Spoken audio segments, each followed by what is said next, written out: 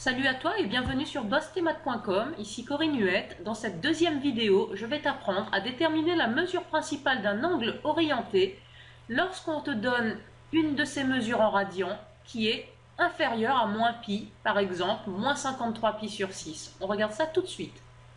Dans cet exercice, il s'agit de déterminer la mesure principale de l'angle orienté dont une mesure en radians est alpha qui est égal à moins 53 pi sur 6.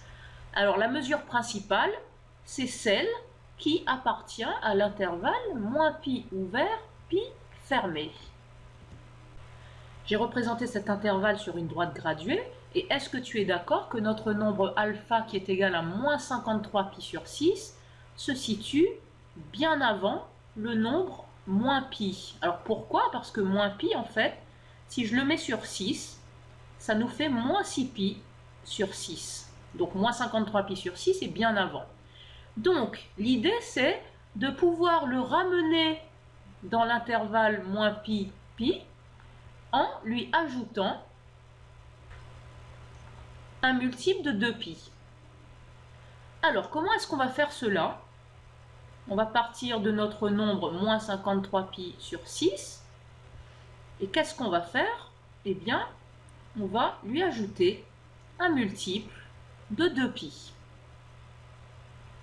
Alors, il va pour cela falloir mettre 2 pi sur 6. Tu es bien d'accord que c'est égal à 12 pi sur 6. Donc, il va falloir que j'ajoute un multiple de 12 pi sur 6 à mon nombre de départ, moins 53 pi sur 6. Alors, comment savoir cet entier que je dois ajouter?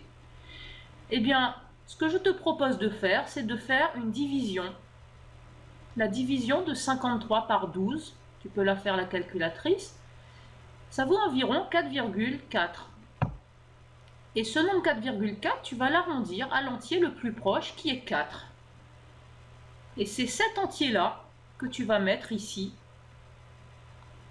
On va ajouter donc 4 fois 12 pi sur 6, c'est-à-dire on va faire moins 53 pi sur 6 plus 48 pi sur 6.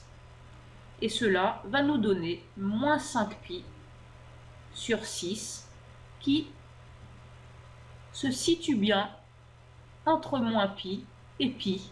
C'est donc la mesure principale de alpha. Et on va écrire que ces égalités sont vraies modulo de pi, puisqu'on a ajouté un multiple de 2 pi. Voilà, maintenant tu sais comment déterminer la mesure principale d'un angle orienté lorsqu'on te donnera une mesure en radians, qu'elle soit positive ou négative. J'espère que tu as compris le principe d'ajouter ou de retirer un multiple de 2 pi à cette mesure en radians pour pouvoir se ramener à une mesure entre moins pi et pi.